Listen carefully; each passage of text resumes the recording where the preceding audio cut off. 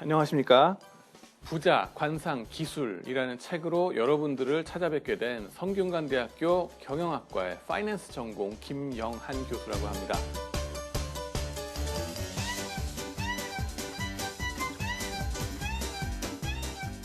이 책을 여러분들 제목을 보시면서 많이 궁금하실 겁니다. 관상이라는 거, 얼굴에 대한 얘기는 사람이 본능적으로 끌리게 돼 있거든요.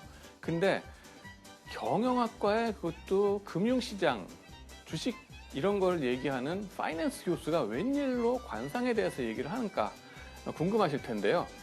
잠깐만 기다리시면 지금 그에 대해서 말씀을 드리겠습니다. 작년 이래로 저희들은 지금 대투자 시대에 살고 있습니다. 코로나 팬데믹이 닥친 이후로 세상이 망하는 줄 알았더니 다 그게 아니라 집에서 재택근무를 하다 말고 다들 주식 투자를 하고 계시죠? 조용히. 그런 대투자 시대에 접어들어가지고 사람들이 어떻게 하면은 투자로서 돈을 벌까 궁금해하시고 투자 관련 서적들을 탐독들을 하시는데 투자자 심리를 다루는 얘기들은 많이 있습니다만은 정작 투자를 하면서 그 대상이 되는 기업의 회장님들이나 사장님들 이분들이 어떠한 바이어스, 심리적인 편향성을 가지고 있는지 그런 거에 대한 얘기들은 아직 별로 없습니다. 지금 그래서 이 책으로 그거에 대해서 말씀을 드리려고 합니다. 특히 요즘 들어서 비정형 데이터, 빅데이터 이런 것들을 활용해서 투자에 참고를 하는 그런 헤지펀드들도 많고요. 그걸 여러분들 개인의 투자 생활에서도 참고하시는 것이 도움이 될 뿐만 아니라 또 이런 거를 여러분들 일상생활에서 조직에서 마주치시는 많은 분들, 여러분들 회사의 사장님 아니면은 여러분들 부서장님 이런 분들이 어떤 분들일까? 그분들의 성향을 우리가 얼굴만 봐도 파악할 수 있다면 얼마나 좋겠습니까? 그죠? 그래서 그런 거에 대한 얘기를 투자와 관련해서 말씀을 드리려고 합니다. 그리고 비정형 데이터로 흔히 이제 여기서 쓰이는 것은 얼굴 사진뿐만 아니라 음성, 목소리의 피치, 높낮이 있죠. 그리고 또 사람을 떠나서는 인공위성으로 찍는 그 기업들의 여러 가지 운영하는 모습들 이런 것들에 대한 얘기들도 저희 책에서 다룹니다. 자, 대투자의 시대라고 말씀을 드렸었는데 동학 개미 운동이라고도 얘기를 했죠. 그죠? 그리고 이제는 바다 건너서 미국에 가가지고 투자를 하는 서학 개미들의 시대도 됐습니다. 뉴스를 들어보니까는 테슬라의 벌써 1%가 한국의 개미 투자자들이 소유하고 있다고 그럽니다. 우리나라 투자자들뿐만 아니라 전 세계의 많은 개인 투자자들이 외국으로 나가서 투자를 열심히 하고 있습니다. 그러면서 요즘 오미크론 변이가 막 판을 치게 된다 그러니까는 사람들이 살짝 움츠러드는 그 사이에 또다시 이때다 하면서 저희 집사람 같은 경우 바로 투자를 하자고 막 얘기가 나옵니다. 학습 효과가 있는 거죠. 그죠? 앞으로 알파부터 오메가까지 변이가 쫙 나올 텐데요. 나올 때마다 이제는 투자 기회가 아닌가라고 생각하시게 됩니다. 그러면 도대체 어떤 회사에 가서 투자를 하는 게 좋을 거고 어떤 회사는 주식을 들고 있으면 엄청나게 변동을 할 거고 어떤 회사는 고요할까 궁금하시지 않습니까? 그거에 대한 얘기입니다. 기업의 CEO 그분들의 입장을 한번 살펴보자는 겁니다.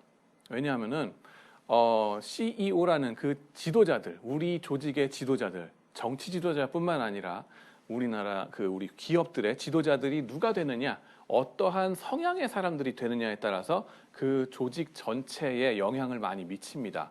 이거를 영어로는 Upper Echelon Theory라고도 얘기를 하고요. 저는 그걸 갖고 윗동네 이론이다라고 얘기를 합니다. 윗동네에 계신 분이 어떤 성향의 분이 되느냐에 따라서 전체 조직의 분위기와 움직임 그리고 의사 결정과 그 결과가 확 달라진다 하는 겁니다.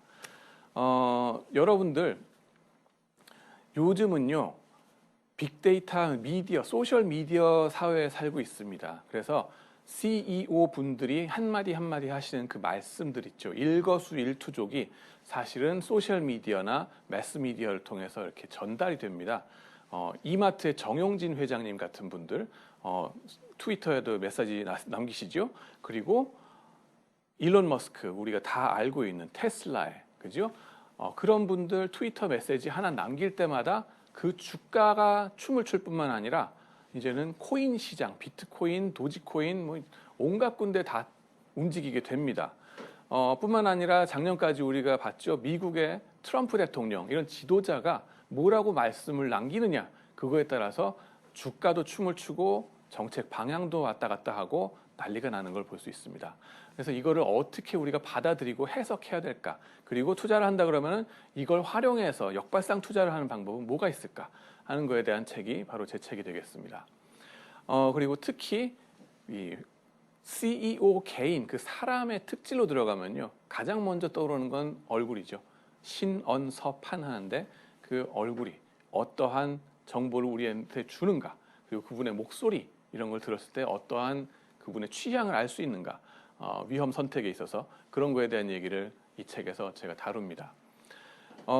그리고 이런 것들을 좀 더 확장시켜서 사실 우리 부서장님의 취향이 어떤가 그리고 내 동료들 아니면 후배 사원들 이런 분들의 취향은 나랑 어떻게 같을까 다를까 뭐 이런 것들을 좀 더 알고 나면은 옛날 말로는 궁합이라 그러지만은 우리가 한 관점 위험 선택이라는 관점 하나만을 가지고 저분과 나의 얼만큼 다르고 같은지를 알 수 있으면은 생활이 훨씬 더 편해지지 않겠습니까? 바로 그 얘기입니다. 보시면 여러분들 요즘 유행이 MBTI라 그래가지고 16가지 성격 유형이 있다고 그러잖아요. 그거 저희 집에 딸들이 막 그거 외면서 막 이제 재미삼아서 얘기를 하고 그러던데 여러분들 혹시 자신의 MBTI가 어떻게 되는지 기억나시나요? 저는 그거 테스트 했다가 뭐 나왔었는데 기억이 잘 안 납니다. 왜요? 제한된 합리성 때문에 그렇습니다. 이게 노벨 경제학상을 받으신 분들의 허버트 사이먼이라는 교수님의 이론이기도 한데 우리는 그 복잡한 16개를 다 기억하지 못하고요. 제 자신 것도 기억하기 힘듭니다. 네 글자 기억하는 것도 힘듭니다. 단순한 게 더 좋다고요. 그런데 MBTI 가지고 서로 다른 궁합을 맞춘다는 얘기까지 이렇게 나오는데 내 것도 외우기 힘든데 상대방 거하고 어떻게 맞는지 어떻게 알겠습니까? 그죠? 뭔가 좀 더 단순한 거 없을까요? 더 본능적으로 끌리는 거 없을까요? 그런 거에 있어서 제 책에서 좀 더 가이드를 드릴 수 있을 것 같습니다. 예를 들면은 위험 선호도라고 하는 그 한 관점에서 보는 겁니다. 위험 선호도. 누가 더 위험 선택을 좋아하느냐? 승부사, 타고난 승부사, 잡초 같은 승부사로 사느냐? 아니면 위험 회피를 하는 사람이냐? 하는 거의 정도의 차이입니다. 누가 더 높은 사회적 지위를 빨리 추구하고 싶어 하는가? 아니면은 천천히라도 확실하게 가고 싶다라고 생각하는 사람들인가? 나의 위험 선호의 정도, 그 지위 추구하는 욕망의 정도 이런 것을 알 수 있다면 그리고 상대방과 좀 비교해서 얘기해 볼 수 있다면 재밌지 않겠습니까? 그래서 이 지위를 추구하는 그 위험 선택을 하게 만드는 거를 이제 우리 생체학적인 연구에서 들여다 쓰는데요. 사실 대투자의 시대라고 말씀들 하시지만은 학계에서는 지금 대융합의 시대입니다.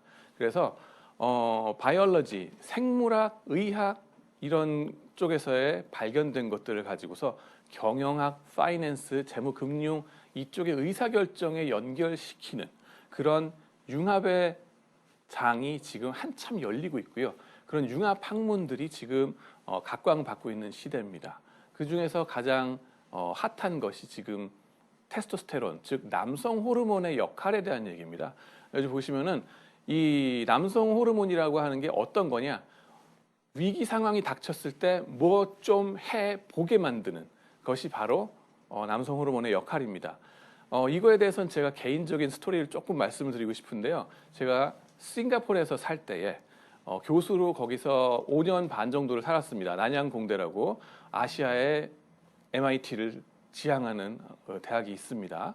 거기에 경영대학에서 살면서 연구할 때 가족들 데리고 살 때입니다. 두 딸과 와이프랑 같이 살고 있는데 어느 날 새벽에 3시 반에 갑자기 비명소리에 깼습니다. 저희 집에 메이드 도우미 한 분이 살고 계셨는데 그분이 이제 새벽 3시 반쯤인가에 자다가 일어나서 화장실 가려고 하는 사이에 뭐가 바닥에서 막 꿈틀거리는 겁니다. 검은 게, 커다란 게. 불을 딱 켜고 봤더니 3m짜리 구렁이가 커다란 게 막 왔다 갔다 하는 거예요. 그 상황을 보고 기절하게 소리를 질렀죠. 그 소리에 제 집사람이 깹니다. 깨가지고 제가 아주 정신 모르고 자고 있으니까는 저는 한번 잠들면은 폭탄이 떨어져도 그냥 자는 사람이거든요. 그랬더니 저를 막 두드려서 깨웁니다. 이거 막 가슴이 아파서 깼어요. 이게 꿈이어 생시여가 아니라 이건 생시입니다. 아프니까. 근데 집사람이 말씀하십니다. 절체절명의 위기에서 평생 기억할 네 글자. 뭐 좀 해봐라는 겁니다. 뭐 좀 해봐. 저 상황에 저 왜 그 뭡니까 흉측한 짐승이 들어왔는데 아파트 13층 꼭대기에 그것도 이 상황에서 우리 가족을 위해서 뭐 좀 해보라는 얘기죠. 나가서 무찔러라. 그때 저는 본능적으로 대한민국 육군 병장 제대를 한 사람으로서 튀어나갔습니다. 반사적으로 나가서 있는 소리 없는 소리 다 질러가면서 그 뱀한테 달려들었습니다. 그랬더니 뱀이 쫄아가지고 반대편에 있는 저 뭡니까 반대편에 있는 이 책장, 그죠? 책장으로 숨어 들어갔습니다. 그래서 또아리를 여러 곳 떨고서 기다리고 있는 거예요. 그래서 숨어서 그런 대치 상황까지 갔던 게 기억이 있습니다. 근데 그때 뭐 좀 해보게 만드는 것, 그게 바로 남성 호르몬의 역할입니다. 그때 막 온갖 에너지를 팍 짜내면서 적을 향해서 돌격하게 만드는 그게 테스토스테론 남성 호르몬이란 겁니다.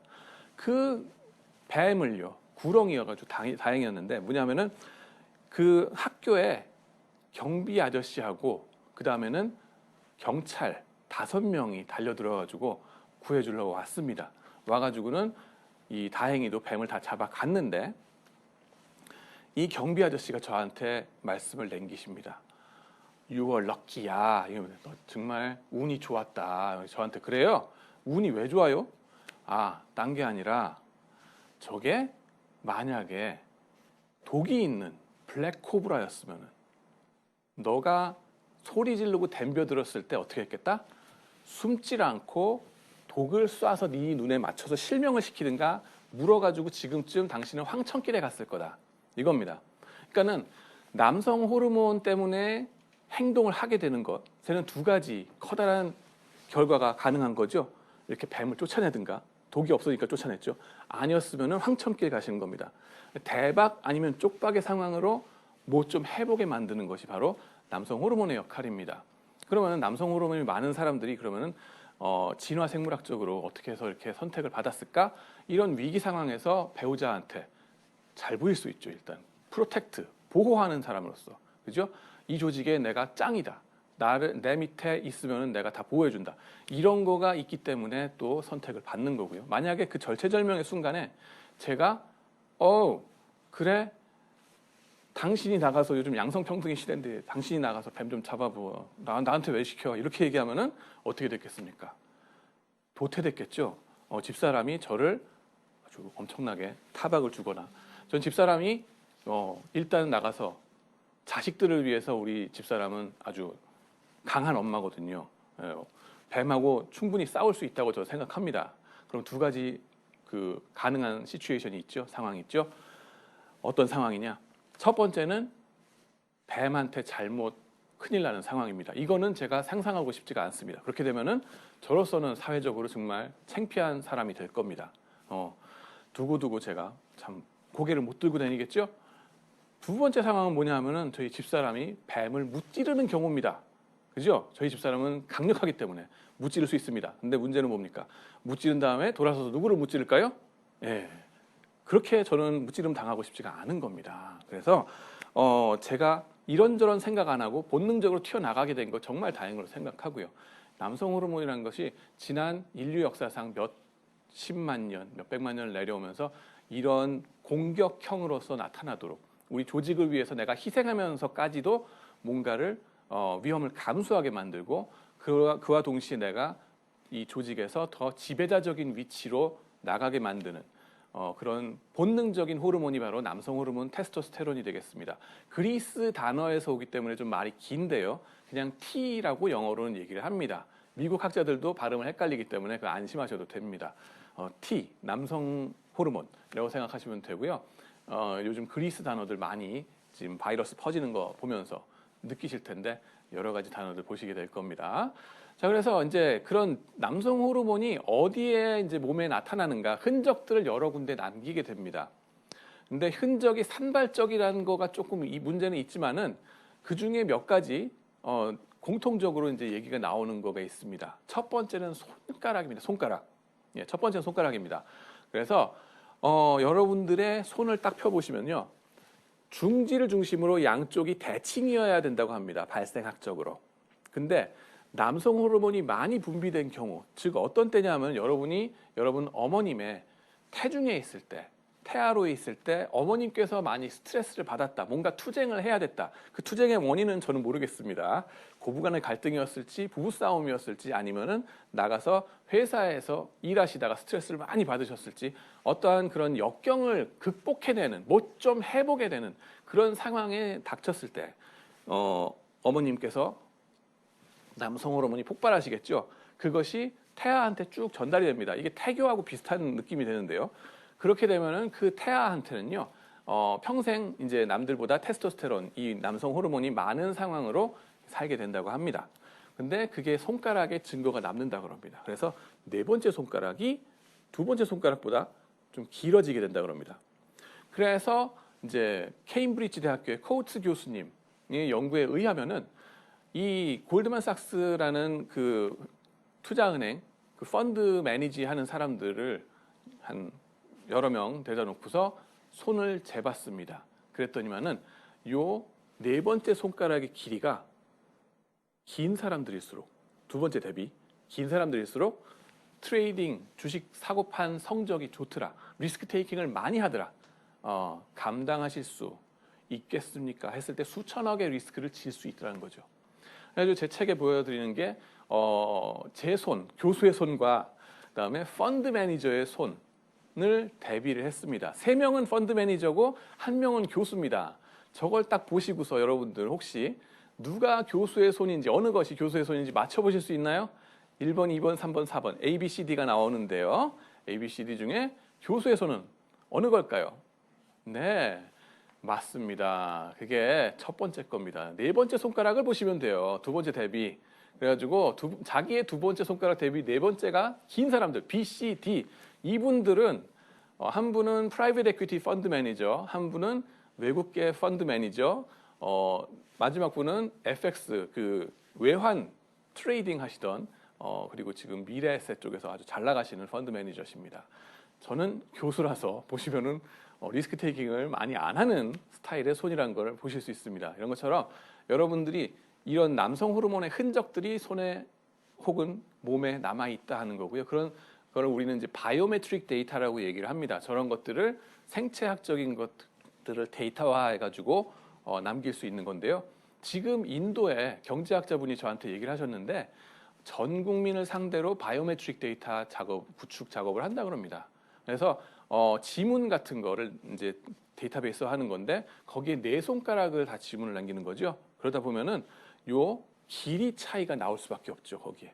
그래서 여러분의 리스크 테이킹 데이터가 이제 잡힌다 하는 거. 빅데이터는 알고 있습니다. 하는 거를 볼 수 있습니다. 그러고요. 손가락도 한 가지 방법이지만 그 외에 다른 곳에 흔적이 남는 거 없는가 궁금하시지 않습니까? 특히 CEO 같은 분들을 연구하려고 그러면요. 아니 저분들 한 분 만나서 손가락 좀 재봅시다라고 물어보기도 힘들어요. 너무 바쁘신 분들이거든요. 그죠? 언제 저를 만나 주시겠어요? 대신에 구글에 여러 가지 데이터들이 남아 있지 않습니까? 그런 것들을 가지고서 우리가 어떻게 측정해 볼 수 있는 거 없을까요? 하는 질문이 되겠습니다. 그래서 요즘에는 여러 가지 CEO들이 남긴 데이터, 디지털 흔적들이 있기 때문에 그 중에 하나가 사진입니다. 그래서 예를 들면 저런 얼굴 사진들이 이제 좀 많은 그 정보를 준다 하는 거가 되겠습니다. 그래서 비정형 데이터의 대표적인 모습, 얼굴 사진. 저걸 한번 활용해 보면 어떨까? 저기에 혹시 남성 호르몬의 흔적이 남아 있지 않은가 하는 겁니다. 그 다음에는 목소리. 이런 데에도 여러분들 목소리 성대 변성하면서 남성 호르몬의 영향을 받는 거거든요. 그래가지고 그거에 대한 이제 남성 호르몬의 역할 이걸 보고서 흔적을 찾아내는 것 이런 연구들이 지금 진행 중입니다. 그리고 이 책에서 지금 다루고 있는 거고요. 대표적으로 제가 말씀드릴 거는 네이버의 이혜진 GIO 이분이 이제 네이버를 창립하신 분이고 지금까지도 넘버원으로서 막대한 영향력을 가지고 계신 분이시죠. 그리고 카카오의 김범수 의장님입니다. 이분도 또 우리나라 ICT 기업의 사실 이 두 기업군이 ICT 쪽에 탑 뭐라 그러죠? 그 투탑이라고 말씀을 드릴 수 있고 시가총액 주식시장 시가총액으로는 우리나라 전체의 3등, 4등 기업들입니다. 그렇기 때문에 우리로서는 초미의 관심사가 될 수 있는데 이분들의 얼굴을 딱 보는 순간 뭔가를 우리가 캐치할 수 있다 하는 겁니다. 그리고 그분들의 경영 스타일하고 같이 가더라 하는 거를 말씀드리겠습니다. 두 번째로 말씀을 여러분들한테 드릴 거는 그래서 이번에는 얼굴에 남은 남성 호르몬의 흔적을 추적해 보는 겁니다. 이게 무슨 얘기냐 하면은 여러분들이 뼈가 급속 성장하는 때가 언제냐면 사춘기입니다. 사춘기 때 남성 호르몬도 폭발하면서 남자애들은 더 남자다워지고 여성 호르몬이 폭발하면서 여성분들은 더욱더 여성다워지고 하는 그 신체적인 변화가 생기죠. 그게 뼈의 성장에 영향을 주고 그 다음에 그것이 얼굴뼈에도 영향을 주지 않는가 하는 것이 첫 번째 얘기입니다.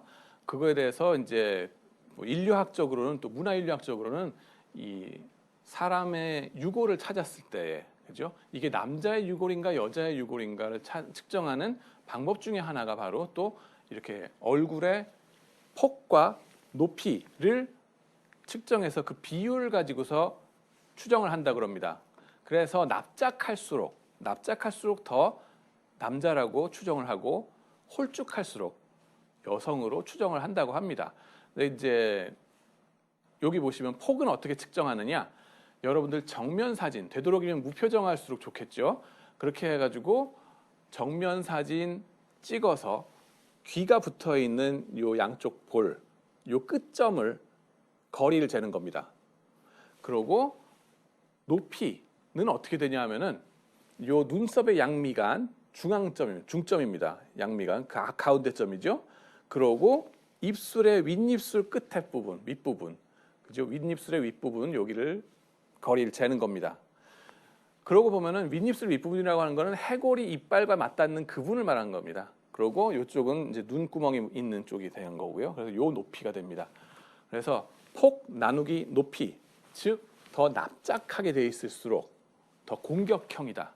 더 위험 선택을 많이 하고 상남자적인 기질이 강하다 하는 거, 성취지향적이다 하는 거를 발견들 했습니다. 그러면 대표적으로 납작한 얼굴, 공격형의 얼굴은 누가 있습니까? 마이크 타이슨이 대표적입니다. 1.94가 나옵니다. 거의 2배란 겁니다. 2대 1 이 정도 나온다는 거고요. 꽃미남 그 반대 여성형의 얼굴은 누구냐? 저스틴 비버를 보여드릴 수 있습니다. 한 1.725 정도 나옵니다. 그렇게 되고 경영인 차원에서는 어떤가요? 여러분들 잘 아시는 마윈이죠. 네, 알리바바. 그분의 수치는 2.092로 마이크 타이슨보다도 더 상남자적인 공격형입니다. 사실 저분이 중국의 항저우의 저 시골에 있는 학교에서 영어 선생님을 하시던 분인데 사업을 통 크게 벌리시면서 위험 선택을 많이 하면서 지금은 세계 최대 전자상거래 업체 CEO로, 체어맨으로, 그죠? 일하는 거 보시면은 그 사이에 얼마나 많은 리스크 테이킹을 해야 됐는가를 알 수 있습니다. 그 위험을 감내해야 됐던가 하는 걸 알 수 있고요. 물론 이런 이제 상남자적인 그 형태의 얼굴의 모습을 보시면은 이제 공격성이 강하다 하는 거, 뭐 좀 해봐야 되니까 하는 건데, 그 일련의 연구들을 보면은요, 아이스하키 선수들 가지고서 연구 결과가 나온 것도 있습니다. 이 양반들이 좀 더 팀의 성적에서 잘 나오게 하기 위해서 너무 무리수를 두다가 폭행을 해가지고 저기 페널티 박스에 들어가 있는 경우들이 꽤 있더라 하는 거고, 더 많더라 하는 거고, 이런 분들의 심리적인 특질을 보면은 일단은 자기가 형님이 돼야 됩니다. 이 조직에서 자기가 형님이 돼야지 속이 시원하신 분들이라고 보시면 되고요. 남의 밑에서는 일하기 힘들다 하는 분이라고 보시면 됩니다. 사회적으로 지배자적인 위치에 가야 된다 하는 그 욕구가 강하신 분들이다 하는 거고요. 그 다음에는 이제 이런 공격성이 이제 나타나는 게 양날의 칼이 되겠는데, 마이크 타이슨 같은 경우도 그렇죠. 핵 주먹으로 유명하다가 97년에 핵 이빨이라는 별명이 다 붙어버렸습니다. 뭡니까? 홀리필드랑 이제 매치를 하다가 챔피언전을 하다가 자기가 지게 생겼으니까는 승질 나가지고 그걸 못 이겨서 어떡합니까? 상대방의 귀를 깨물어 버립니다. DJ DOC의 노래에 나오죠. 난 이런 사람이야 할 때 손발라 써도 안 되면 깨물어 버리는 나니까 하는 거가 저런 모습이 나오는 겁니다. 근데 이게 이제 그렇게 공격적인 모습이 나오면은 사실 지도자의 위치에 가기가 힘들 거예요. 왜냐하면은 그 주변 사람들이 못 가게 막을 테니까, 위험하니까. 상남자적인 사람들이 공격 성향이 강하다 하는 것, 자기의 지위를 추구하기 위해서 공격을 저렇게 하는 게 위험하지 않습니까? 그러면은 상식적으로 생각했을 때 저런 분들은 도태가 될 것 같고 저 윗자리에 못 갈 것 같은데 의외로 잘 가십니다. 그리고 우리는 그분들을 형님으로 모십니다. 왜? 여기에 아주 중요한 연구가 있습니다. 상남자 관상인 사람들 보니까는 집단의 성공을 위해서는 자기 자신을 희생하고 더 솔선수범해서 뭔가를 내려놓더라. 그리고 적극적인 세일즈맨이더라 하는 연구들이 쭉 나오는 겁니다. 스티랏 앤 페레트라는 교수님들의 연구에 의하면요, 이분들이 이제 세인트 앤드류스 대학의 교수님들인데 영국 북쪽에 스코틀랜드 쪽의 교수님들입니다. 근데 이 대학에 라이벌 대학이 하나 있는데 에든버러 대학이 있습니다. 나중에 말씀드릴게요. 세인트 앤드류스 대학의 학생들, 남학생들을 여러 명 데리고서 이제 실험을 한 겁니다. 근데 각자한테 5파운드씩을 줍니다. 그러고서는 랜덤하게 6명 단위로 팀을 짜줍니다. 그러고서는 이 학생들이 각자 자기가 받은 5파운드 중에서 일부를 자신의 팀을 위해서 낼 수 있게 한 겁니다. 그래가지고 만약에 팀 전체 모인 돈이 12달러 이상이면은 빙고, 내가 낸 돈은 못 돌려받지만은 각자 5달러를 추가로 받고 끝납니다. 예. 만약에 12달러가 안 되면은 내가 낸 돈은 고스란히 뺏겨버리고 내 돈, 호주머니에 남은 돈만 in my pocket, 그냥 그거 가지고서 끝납니다. 자, 이런 상황을 이제 게임 상황을 주어지고서 얘네들의 행동을 본 거예요. 그리고 걔네들의 얼굴의 남성성을 먼저 측정을 하고요. 근데 이쪽 절반에다가는 뭐라고 얘기하냐면은 이 게임은 개인전이다. 6명이 랜덤하게 팀으로 짜졌지만은 우리나라 고등학교의 그 내신 성적 생각하시면 돼요. 옆에 사람 밟아야지 네가 이긴다. 그리고 네가 in my pocket 하고 뜨는 게 중요한 거 아니에요, 이때는. 그러면은 얘네들의 행동이 어떻게 나올까 보니까는 상남자적으로 생긴 사람들일수록 더욱더 인색하더라, 자기 돈을 안 내더라 하는 거예요. 결국 지더라도 내 지갑 안에 많이 남아있으면 나는 이기는 거니까, 이런 식으로 해서 이기적으로 나가는데, 이쪽 반대편의 팀들이 아니라 여러 팀들, 이쪽 반대편에 있는 학생들한테는 이렇게 얘기해 줬어요. 이거는 단체전이야. 특히 우리의 앙숙 에든버러 대학의 팀들하고 누가 이기는가 보는 거야 라고 얘기를 해줍니다. 그러고 났더니만은 이쪽에서는 더 상남자적으로 생긴 애들이 더 많이 쏟아붓더라는 겁니다. 우리 팀이 이겨서, 우리 세인트 앤드류스 대학이 이겨가지고 쟤네들 한 방 먹여야지, 에든버러를. 그런 자기의 희생, 자기의 것을 더 내려놓고 하는 모습들, 이게 상남자적인 사람들의 집단을 위한 모습입니다. 집단의 성공을 위한 그런 점에 있어서 이제 이런 공격 성향이 강함에도 불구하고 이런 좋은 점들이 있기 때문에 이제 조직원들이 다들 이런 분들을 자기 형님으로 모시려고 이렇게 하는 거가 되는 거죠. 그래서 이제 그런 공격 성향들이 신체적인 공격 성향으로도 나타나지만은 그런 것들이 문화권에 따라서는 또 긍정적으로 나타나는 게 또 많이 있습니다. 중국의 애널리스트들, 여러분들 주식 투자해 보셔서 아시잖아요. 어떤 종목이 어떻게, 테슬라가 종목이 있으면은 테슬라의 목표 주가 얼마가 되겠다, 다음 연도에 얘네들의 순이익이 얼만큼 나오겠다 하는 거를 전문가로서 맨날 테슬라만 공부하는 그런 하고서 리포트 쓰는 분들을 우리 애널리스트라고 그러는데, 중국의 애널리스트들 3천여 명을 가지고서 연구한 결과에 의하면은 애널리스트들 중에서 보다 더 상남자스럽게 납작한 얼굴을 가진 사람들이 그 회사를 더 적극적으로 탐방해가지고 간다 그럽니다. 걔네는 탐방에 대한 빅데이터가 있거든요. 한번 그 공장을 방문했다 할 때마다 이 기록에 남습니다. 그걸 가지고서 해보니까는 보다 이 상남자적인 사람들이 적극적으로 남들을 만나고 다녀서 그 결과 더 자세하게 정확하게 그 회사를 예측을 하더라. 그래서 더 도움을 많이 주더라 하는 긍정적인 면들에 대한 연구 보고도 지금 나왔습니다. 이게 동양적인 문화에서 보다 이 공격성을 좋은 쪽으로 승화시키는 거죠. 그런 거에 대한 연구 결과들도 벌써 나왔고요. 그래서 제 연구는 미국의 CEO들 1,300명을 대상으로 제가 연구를 했습니다. 최대 기업들이 되겠고요, 미국에. 그리고 그분들의 얼굴 사진을 다 측정을 해가지고 보니까는요, 이분들이 공격 성향이 강하다 보니까는 회사가 뭐 아니면 또로 가는 겁니다. 그러다 보니까 주가도 뭐 아니면 또 해서 이 변동성이 엄청나게 되더라 하는 걸 봤고요. 그 다음에는 사업을 하실 때 자금 조달을 하지 않습니까? 근데 자금 조달을 할 때 내 돈만 박는 게 아니라, 그죠? 자기 자본뿐만 아니라 은행에서 빚을 많이 진다 하는 거예요. 그래서 부채 차입 경영을 더 많이 하더라. 차입 경영을 하면 할수록 사실 주가는 더 위험해서 대박 아니면 쪽박으로 가거든요. 이게 이제 IMF 위기 이전에 우리나라에서 주로 하던 방법 아닙니까? 이런 쪽으로 많이 가더라 하는 거고요. 그 다음에는 회사를 키울 때에도 더 남의 회사를 잡아먹음으로써 자기 회사를 키우더라 하는 겁니다. 회사 성장의 전략에는 크게 두 가지가 있다고 얘기하지 않습니까? 올게닉 그로스라고 해가지고 우리 회사에 내부적으로 성장을 시켜가지고 자생적으로 커나가게 만드는 방법이 있는가 하면은 남의 회사 이미 다 커져 있는 거를 지금 확 잡아먹는 겁니다. 그래서 내 걸로 만드는 건데요.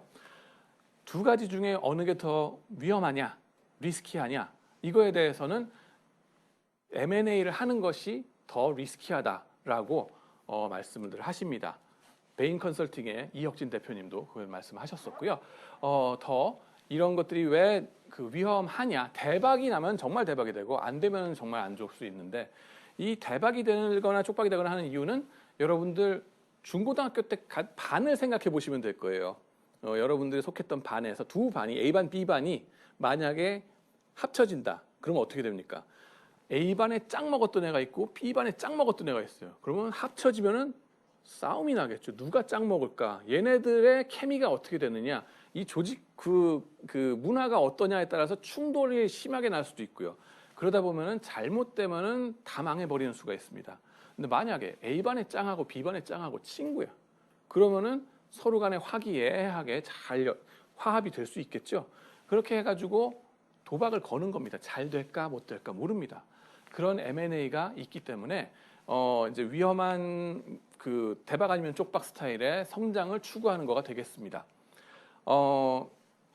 그러고 CEO들이 이제 남성형의 얼굴을 더 가졌을 때를 보면은 연봉도 가져갈 때 스탁 옵션 같은 거에 더 많이 의존을 합니다. 왜냐하면은 콜 옵션 같은 거는 주가가 더 춤을 출수록 옵션 가치가 더 높아가는 그런 메커니즘이 있기 때문에 자연스러운 결과라고 볼 수 있습니다. 자, 그래서 이제 AI로 관상 측정하는 거 그림을 보시면은 이런 식으로 나오는데요. 여러분들이 지금 보시는 저 사진은 사실 제가 모은 그 1,300명 미국 CEO들의 사진을 평균으로 한 겁니다. 그래가지고 거기에서 점을 찍고 남성성의 정도를 또 나름 그 평균 가지고도 측정할 수 있는 겁니다.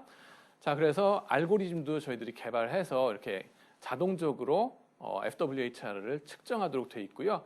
그 결과를 보니까는 역시 이 가로축에 보시면 우리가 좀 왼쪽으로 갈수록 더 여성형의 CEO 그룹이 되겠고, 오른쪽으로 갈수록 더 상남자적인 CEO가 되겠습니다. 네 그룹으로 나눴는데 4분의 1로 나눴어요. 그래가지고 보니까는 더 상남자적일수록 더 큰 회사를 운영하더라 하는 게 발견이 됐고요. 그 다음에 2009년에 나온 논문을 보면은 이분들이 단기적으로 실적이 좋더라는 거예요. 예, 빨리 형님 자리에 가야 되는 분이기 때문에 실적은 일단 좋아야 되거든요. 일단 이분들은 나가서 세일즈, 뭔가를 다 판다. 이 세 글자를 생각하시면 돼요. 뭐든지 다 팔 수 있어요. 주어진 위기 상황 하에서 뭐든지 해가지고 일단 돈은 벌어오시는 분들입니다. 그래서 좋은 세일즈맨들인데 그러다 보니까는 회계적인 실적은 좋습니다. 그게 좋은 점인가 하면은 양날의 칼이죠. 그래서 부정적인 면은 또 뭐가 있냐면은 너무 무리수를 두는 바람에 분식회계를 했을 가능성들도 더 높더라 하는 것도 회계학 탑저널에 나간 얘기입니다. 벌써 게재가 된 얘기입니다. 그리고 회계적인 감사 보고서를 보면은 좀 알아보기 힘들게 쓴다 하는 거예요. 왜냐하면은 뭔가 조금 분식회계 소지가 있을수록 얘기를 복잡하게 할 수 있겠죠. 그렇기 때문에 그런 상태들이 가독성이 떨어지더라, 읽기 어렵더라 하는 것도 나옵니다. 그럼 여러분들 궁금하실 겁니다. 가독성, 읽기 쉽고 어렵고는 어떻게 측정해요? 그거 다 텍스트 마이닝하는 요즘 빅데이터 방법으로 저희들 학자들이 다 계산을 해냅니다. 저런 현상들이 벌어지더라 하는 거를 이 책에서 보실 수 있습니다. 그리고 그 다음에는 보다 더 부채 경영을 많이 하더라 하는 것도 발견됐고, 그다음에 인수합병 정도에 대한 얘기도 있습니다. 그래서 쭉 얘기가 나가는데요. 그러고 나서 보면은 여러분들이 이제 궁금하실 거예요. 실적이 좋다 그러는데 실적이 좋은 거에 긍정적인 면이 있는가 하면은 안 좋은 점은 분식회계 소지가 좀 있다는 거고, 그럼 분식회계 안 했을 때에도 또 부정적인 뭔가가 있을까 하는 궁금증도 있으실 거예요. 왜냐하면은 이익을 잘 내기 위해서는 비용을 최소화해야 되거든요. 근데 R&D, 연구 개발, 그리고 이런 혁신들 이런 걸 하기 위해서는 장기적인 연구 개발 투자가 필요하거든요. 근데 장기적인 연구 개발 투자, 약 같은 거, 신약 개발하는 거 있잖아요. 연구 개발 들어가면은 이건 세워라 내워라 한 10년 걸려서 꽃을 피는 거라고 보시면 됩니다. 저도 저 책 낼 때까지 지금 이 연구를 시작한 게 사실 10년 전이에요. 2010년대쯤 해가지고 그때서야 2010년엔 초반에 시작했는데 이제서야 이제 책이 나오는 거 보시면은 사실 제약사라든가 이런 반도체라든가 소프트웨어라든가 이런 데에서도 연구 개발이 지금 막 시작하면은 10년 걸린다라고 보시면 됩니다. 그 세워라 내워라 이거를 견딜 수 있느냐. 반면에 뭐 좀 해봐야 되는 상황에 답한다 하시는 분들은 이거를 견디기가 뭐랄까 언제 어느 세월에 그거 하고 앉았겠어 그러면서 있는 거 빨리 팔자라고 생각하실 거 아니겠어요, 그죠? 그러다 보면은 특히 이제 R&D 이 투자하는 거 연구개발 투자는요 투자임에도 불구하고 비용 처리를 합니다. 그래서 단기적으로 바로 이 이익에다가 손해를 줍니다. 그래가지고 단기 순손실이 나가고 그러기 때문에 이런 단기적으로 뭔가 실적을 내야 되는 입장에서는 R&D는 상당한 곤란함을 갖다 준답니다. 그래도 실리콘밸리의 혁신 아이콘들 제가 좀 보여드리고 싶은 건데 애플하고 마이크로소프트의 상징적인 분들이죠. 스티브 잡스하고 빌 게이츠 이분들의 얼굴은 어떨까? 그리고 특히 애플의 역사로 한번 가보고 싶습니다. 보시면은요 R&D를 집중적으로 많이 하시는 그 회사들이죠. 이분들의 얼굴 FWHR 평균을 보시면 1.84 빌 게이츠 나옵니다. 그리고 스티브 잡스, 좀 더 좀 섹시하게 생겨가지고 더 상남자 아니겠어라고 생각하실지 모르지만은 비율을 보면은 1.87입니다. 선이 굵고 막 그렇지만은 우리가 얘기하는 이 상남자 스타일하고는 납작 관상하고는 다르다 하는 거. 그래서 이분 두 분의 공통점, 여리여리하게 생겼어도 강렬하게 생겼어도 FWHR은 미국 CEO들 전체 대비 낮은 쪽에 속합니다. 살짝 여성형 관상입니다. 세워라 내워라 R&D를 하시는 분들입니다. 좀 더 학자적인 스타일이라고 보시면 되고 예술가적인 분들이라고 보시면 돼요. 스티브 잡스 유명하죠? 저 사람 되게 예술가적으로 그 폰트, 글자 하나하나에 얼만큼 신경 썼는지 그리고 성격이 참 특이하셔서 여러 사람들한테 막 이제 상처 주는 말씀도 하셨다 그러는데 하여튼 간에 그런 고집이 센 분이에요. 여성형 관상이기도 하고. 근데 이 양반이 70년대 애플이란 거를 만들고 개인용 컴퓨터로 대박을 낸 다음에 80년대 들어서서 매킨토시란 걸 내보이면서 이제 갈등 상황에 처하게 되고 결국 83년에 쫓겨납니다. 왜 쫓겨나냐 하면은 그 당시에 마케팅을 더 잘해보자 해가지고 들여온 CEO가 있어요. 존 스컬리라는 분인데 이분이 오른쪽에 계신 분이에요. 펩시콜라에서 마케팅으로 대박 내신 분입니다. 그래가지고 보면은 83년부터 들어와가지고 CEO를 했던 이 양반의 FWHR 보시면은 2.01입니다. 희한하죠. 스티브 잡스 보시면은 강렬하게 생겨서 더 남성답고 막 섹시하고 막 이런 것 같은데 우리가 여기서 얘기하는 남성 호르몬의 흔적은 그 얘기가 아닙니다. 얼만큼 납작하냐, 2.01 더 공격적인 마케터라고 보시면 됩니다. 보면은 이혜진 GIO 같은 분 보시면은 일단 여성형이다 하는 거를 아실 수 있습니다. 왜냐하면은 폭 대비 높이가 상당히 높다 하는 거예요. 반면 김범수 의장님 같은 경우는 상당히 공격형이다 하는 걸 알 수 있습니다. 아니 인상 좋으시고 서글서글한데 무슨 공격형이에요 라고 생각하실지 모르지만 우리가 생각하는 그거는 인상 좋고 이런 게가 아니라 요 비율을 얘기하는 겁니다. 그죠? 그래가지고 납작하시구나 하는 걸 알 수 있습니다. 자, 그러고 나면은 이제 하나씩 보시죠. 이 두 분이 연배도 비슷하세요. 67년생의 이혜진 GIO 보시면은 서울대 컴퓨터공학과 졸업하고 카이스트 전산학 석사를 한 다음에 92년 이 숫자를 기억하셔야 됩니다. 삼성 SDS에 입사를 합니다. 그리고 99년에는 네이버를 창업합니다. 그리고 NHN의 공동대표로 지내다가 이제 네이버 회장 총수로 그죠? 그다음에 GIO로 지금 타이틀을 바꾸긴 했지만 실질적으로 이분이 실권자시다 하는 거 누구나 아실 겁니다. 그리고 이분은 이제 그 강남의 말죽거리 잔혹사 영화로 유명한 상문고 출신입니다. 근데 이분이 워낙 은둔형이셔가지고 이 고등학교 동문회 저도 상문인데 안 나오시는 게 지금 이제 유명합니다. 은둔형이라서 웬만하면 좀 만나고 싶어 하지 않는 남들하고는 이제 그런 스타일의 분이라는 거를 저희들이 알고 있습니다. 그리고 더 하나 재밌는 거는 뭐냐 하면은 부친께서 삼성생명의 대표셨습니다. 90년대. 말하자면은 삼성그룹 하면은 전자가 최고고 금융으로는 생명이 최고라고 알고 있죠. 그죠? 거기에 대표세요. 그랬으면은 이분은 엄청난 금수저다 하는 걸 알 수 있습니다. 그 다음에는 김범수 의장님 보시면은 이분은 자신이 대놓고 말씀하십니다. 나는 흑수저 이제 자수성가를 했다. 우리 그 자수성가할 수 있다. 그런 거를 보여주는 대표적인 케이스죠. 66년생, 한 살 차이입니다. 그러고 서울대 산업공학과 졸업하시고서 대학원 졸업하시고 92년도 이혜진 GIO랑 같은 해 입사 동기로 삼성 SDS에 들어가십니다. 그래가지고 그 안에서 유니텔 통신체계를 만들고 그 다음에는 98년에 창업을 해서 한 게임을 창업을 합니다. 한 게임 창업하는 것도 이 게임이란 것도 얼마나 이제 사람들 만나고 막 이런 것들이 많이 필요하지 않습니까? 그리고 이걸 하기 전에 PC방 사업을 하는데 PC방 사업을 할 때에도 사채를 끌어다 썼다고 얘기를 합니다. 빚을 져가면서 투자하는 거 상남자 스타일이라는 거 그때부터 알 수 있습니다. 그러면서 네이버 합병 하고 2000년대 그죠? NHN의 공동대표로 지내시다가 2007년에 독립해 나가십니다. 그러면서 NHN에 있는 거 너무 정박해 있는 항구에 얌전하게 정박해 있는 배 같아서 너무 심심해서 나왔어 라고 말씀하셨어요. 뭐예요? 그분의 스타일이 좀 더 사람들 만나고 돌아다니면서 그죠? 은둔형이 아닌 거예요.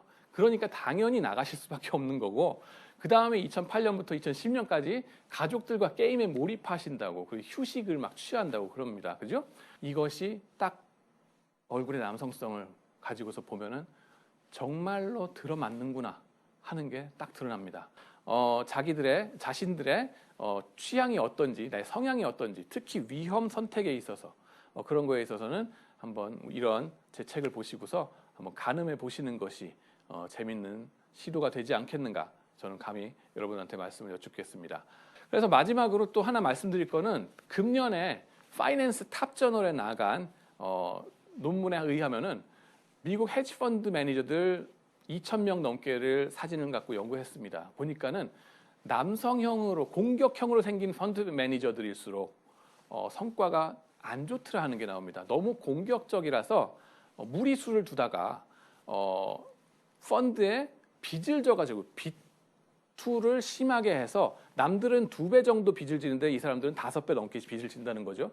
그러고 나면은 펀드 성과가 갑자기 안 좋아질 수가 있고 그러다 보면은 감당을 못해서 자기가 들고 있는 주식들을 갑자기 내다 팔아야 되는 파이어 세일 상황에 닥치게 됩니다.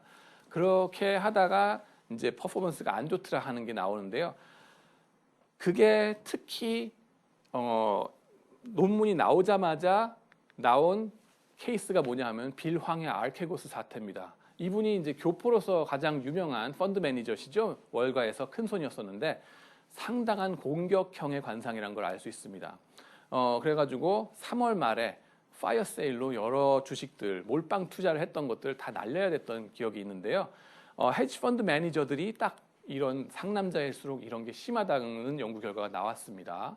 근데 더 재밌는 건 뭐냐면은 이런 것이 이 양반들이 결혼을 하고 나면은 이런 실수가 적어진다는 겁니다. 여성 호르몬이 들어오면서 사람들이 더 중화가 된다는 거죠. 그래서 퍼포먼스는 좀 괜찮아지는 그런 현상들이 벌어집니다. 그래서 여러분들의 얼굴을 딱 보시고서 스스로 아 내가 상남자구나 하시면은 여러분의 배우자분들한테 감사하셔야 됩니다. 그죠? 여러분의 거친 생각과 이거는 집어넣을지 모르겠는데 여러분의 거친 생각과 불안한 눈빛과 그걸 지켜주는 여러분의 배우자한테 여러분들 감사하셔야 됩니다. 그래서 한 번 더 업어주시고요. 그죠?